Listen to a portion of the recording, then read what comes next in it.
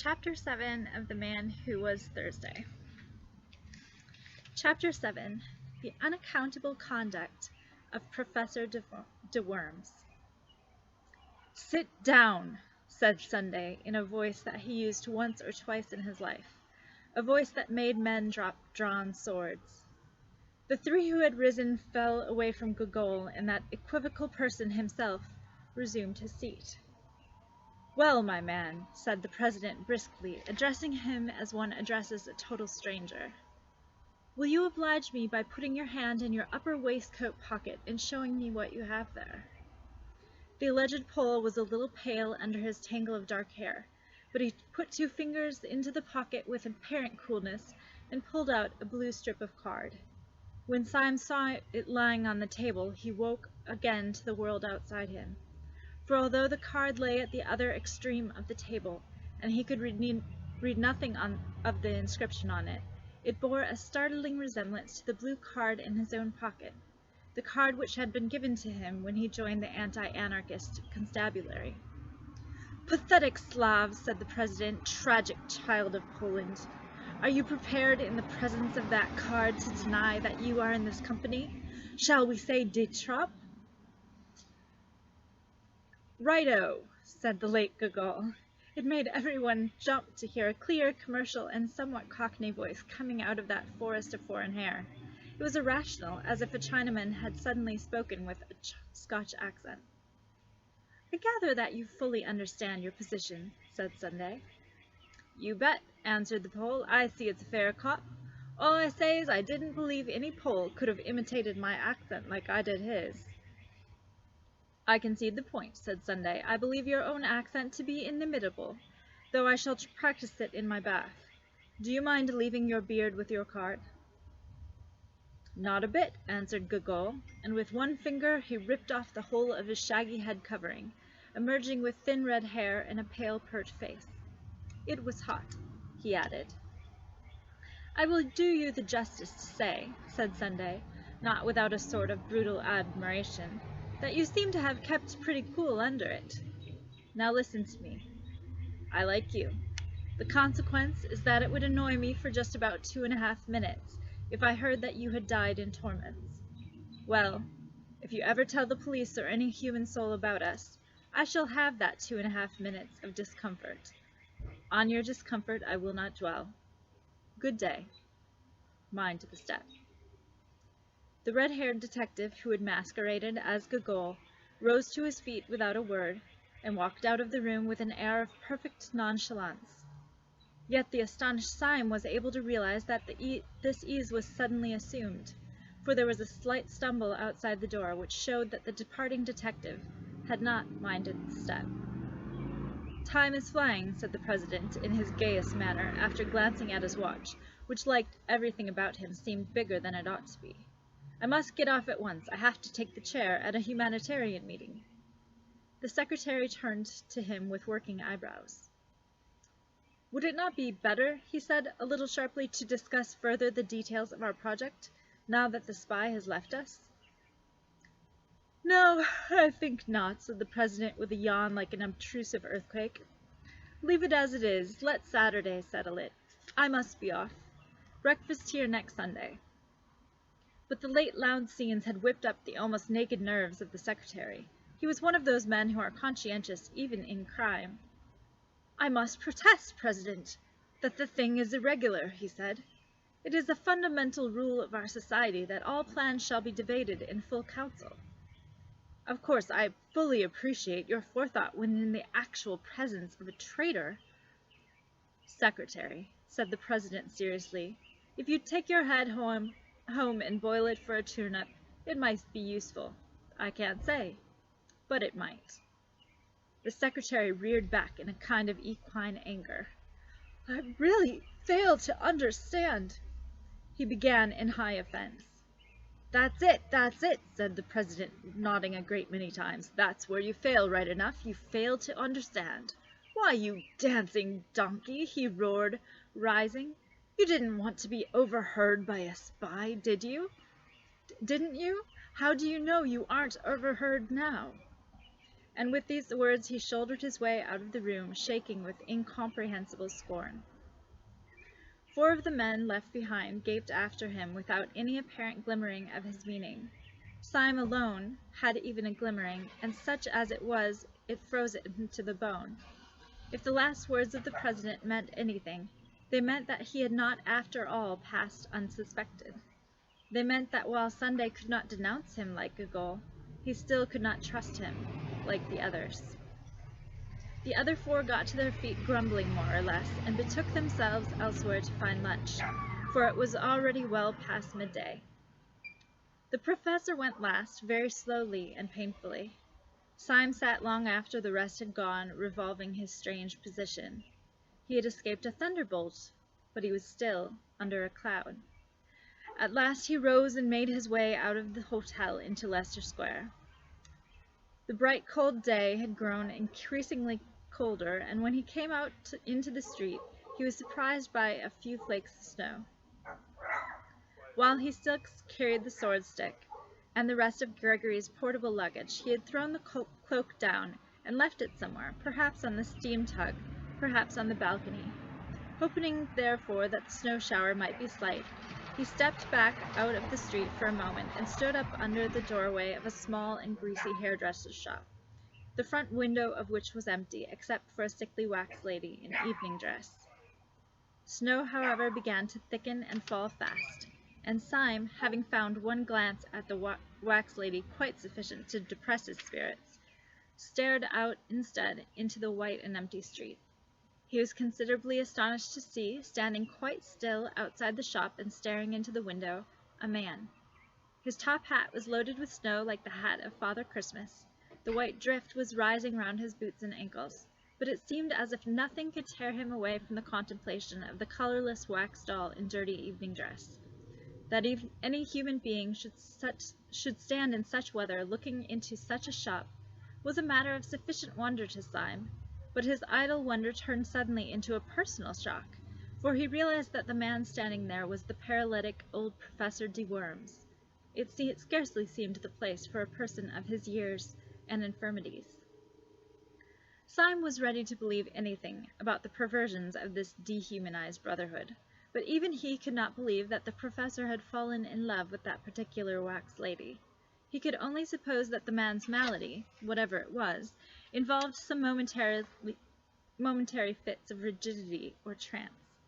He was not inclined, however, to feel, in this case, any very compassionate concern. On the contrary, he rather congratulated himself that the professor's stroke and his elaborate and limping walk would make it easy to escape from him and leave him miles behind. For Syme thirsted first and last to get clear of the whole poisonous atmosphere, if only for an hour. Then he could collect his thoughts, formulate his policy, and decide finally whether he should or should not keep faith with Gregory. He strolled away through the dancing snow, turned up 2 or 3 streets, down 2 or 3 others, and entered a small Soho restaurant for lunch. He partook reflectively of 4 small and quaint courses, drank half a bottle of red wine, and ended up over black coffee and black cigars, still thinking. He had taken his seat in the upper room of the restaurant, which was full of the chink of knives and the clatter of foreigners. He remembered that in old days he had imagined that all these harmless and kindly aliens were anarchists. He shuddered, remembering the real thing. But even the shudder had the delightful shame of escape. The wine, the common food, the familiar place, the faces of natural and talkative men made him almost feel as if the council of the 7 days had been a bad dream. And although he knew it was nevertheless an objective reality, it was at least a distant one. Tall houses and populous streets lay between him and his last sight of the shameful 7. He was free in London and drinking wine among the free. With a somewhat easier action, he took his hat and stick and strolled down the stair into the shop below. When he entered that lower room, he stood stricken and rooted to the spot. At a small table close up to the blank window in the white street of snow, sat the old anarchist professor over a glass of milk, with his lifted, livid face and pendant eyelids. For an instant Syme stood as rigid as the stick he leant upon. Then, with a gesture as of blind hurry, he brushed past the professor, dashing open the door and slamming it behind him, and stood outside in the snow. Can that old corpse be following me? He asked himself, biting his yellow mustache. I stopped too long up in that room so that even such leaden feet could catch me up. One comfort is, with a little brisk walking, I can put a man like that as far away from as Timbuktu. Or am I too fanciful? Was he really following me? Surely Sunday would not be such a fool as to send a lame man. He set off at a smart pace, twisting and whirling his stick in the direction of Covent Garden. As he crossed the great market, the snow increased, growing blinding and bewildering as the afternoon began to darken. The snowflakes tormented him like a swarm of silver bees. Getting into his eyes and beard, they added their unremitting futility to his already irritated nerves, and by the time that he had come to a swinging pace, at a swinging pace to the beginning of Fleet Street, he lost patience and, finding a Sunday tea shop, turned into it to take shelter. He ordered another cup of black coffee as an excuse. Scarcely had he done so, when Professor de Worms hobbled heavily into the shop, sat down with difficulty, and ordered a glass of milk. Syme's walking stick had fallen from his hand with a great clang, which confessed the concealed steel. But the professor did not look round. Syme, who was commonly a cool character, was literally gaping, as a rustic gapes at a conjuring trick. He had seen no cab following, he had heard no wheels outside the shop. To all mortal appearances, the man had come on foot. But the old man could only walk like a snail, and Syme had walked like the wind.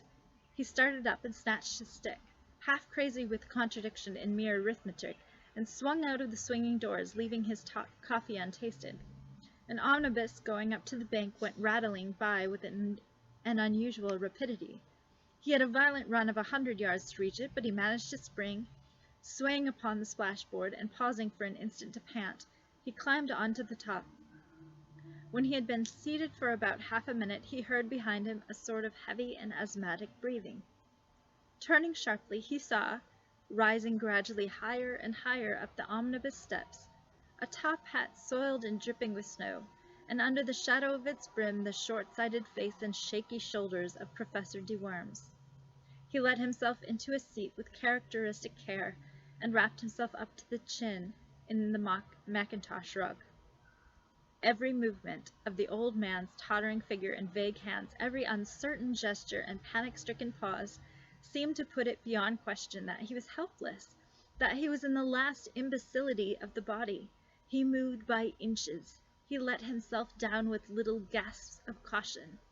And yet, unless the philosophical entities called time and space have no vestige, even of a practical existence, it appeared quite unquestionable that he had run after the omnibus. Syme sprang erect upon the rocking car, and after staring wildly at the wintry sky, that grew gloomier every moment, he ran down the steps. He had repressed an elemental impulse to leap over the side. Too bewildered to look back or to reason, he rushed into one of the little courts at the side of Fleet Street, as a rabbit rushes into a hole. He had a vague idea, if this incomprehensible old jack-in-the-box was really pursuing him, that in the labyrinth of little streets he could soon throw him off the scent. He dived in and out of those crooked lanes, which were more like cracks than thoroughfares, and by the time that he had completed about 20 alternate angles and described an unthinkable polygon, he paused to listen for any sound of pursuit. There was none. There could not in any case have been much, for the little streets were thick with the soundless snow. Somewhere behind Red Lion Court, however, he noticed a place where some energetic citizen had cleared away the snow for a space of about 20 yards, leaving the wet, glistening cobblestones. He thought little of this as he passed it, only plunging into yet another arm of the maze. But when a few hundred yards farther on, he stood still again to listen. His heart stood still also, for he heard from that space of rugged stones the clinking crutch and laboring feet of the infernal cripple. The sky above was loaded with clouds of snow, leaving London in a darkness and oppression premature for that hour of the evening. On each side of Syme, the walls of the alley were blind and featureless. There was no little window or any kind of eye. He felt a new impulse to break out of this hive of houses and to get once more into the open and lamp-lit street. Yet he rambled and dodged for a long time before he struck the main thoroughfare. When he did so, he struck it much farther up than he had fancied. He came out into what seemed the vast and void of Ludgate Circus, and saw St. Paul's Cathedral sitting in the sky. At first he was startled to find these great roads so empty, as if a pestilence had swept through the city. Then he told himself that some degree of emptiness was natural, first because of the snowstorm, which was dangerously deep, and secondly because it was Sunday. And at the very word Sunday he bit his lip. The word was henceforth for him like some indecent pun. Under the white fog of snow, high up in the heaven, the whole atmosphere of the city was turned up to a very queer kind of green twilight, as of men under the sea. The sealed and sullen sunset, behind the dark dome of St. Paul's, had in it smoky and sinister colors of sickly green, dead red, or decaying bronze, that were just bright enough to emphasize the solid whiteness of the snow.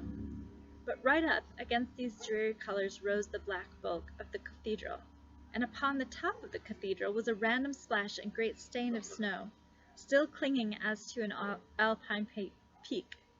It had fallen accidentally, but just so fallen as to half drape the dome from its very topmost point, and to pick out in perfect silver the great orb and the cross. When Syme saw it, he suddenly straightened himself, and made with his sword stick an involuntary salute. He knew that that evil figure, his shadow, was creeping quickly or slowly behind him, and he did not care. It seemed a symbol of human faith and valor that while the skies were darkening, that high place of the earth was bright. The devils might have captured heaven, but they had not yet captured the cross. He had a new impulse to tear out the secret of this dancing, jumping, and pursuing paralytic, and at the entrance of the court, as it opened upon the circus, he turned, stick in hand, to face his pursuer. Professor de Worms came slowly round the corner of the irregular alley behind him, his unnatural form outlined against a lonely gas lamp, irresistibly recalling that very imaginative figure in the nursery rhymes, the crooked man who went a crooked mile. He really looked as if he had been twisted out of shape by the tortuous streets he had been threading. He came nearer and nearer, the lamplight shining on his lifted spectacles, his lifted, patient face.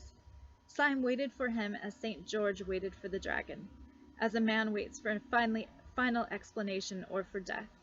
And the old professor came right up to him and passed him like a total stranger, without even a blink of his mournful eyelids.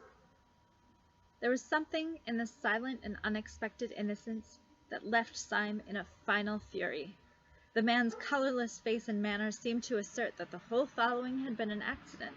Syme was galvanized with an energy that was something between bitterness and a burst of boyish derision. He made a wild gesture as if to knock the old man's hat off, called out something like, "Catch me if you can," and went racing away across the white open circus. Concealment was impossible now. Looking back over his shoulder, he could see the black figure of the old gentleman coming after him with long, swinging strides, like a man winning a mile race. But the head upon that bounding body was still pale, grave, and professional, like the head of a lecturer upon the body of a harlequin. This outrageous chase sped across Ludgate Circus, up Ludgate Hill, round St. Paul's Cathedral, along Cheapside, Syme remembering all the nightmares he'd ever known. Then Syme broke away towards the river, and ended almost down by the docks. He saw the yellow panes of a low-lighted public house, flung himself into it, and ordered a beer. It was a foul tavern, sprinkled with foreign sailors, a place where opium might be smoked or knives drawn. A moment later, Professor de Worms entered the place, sat down carefully, and asked for a glass of milk.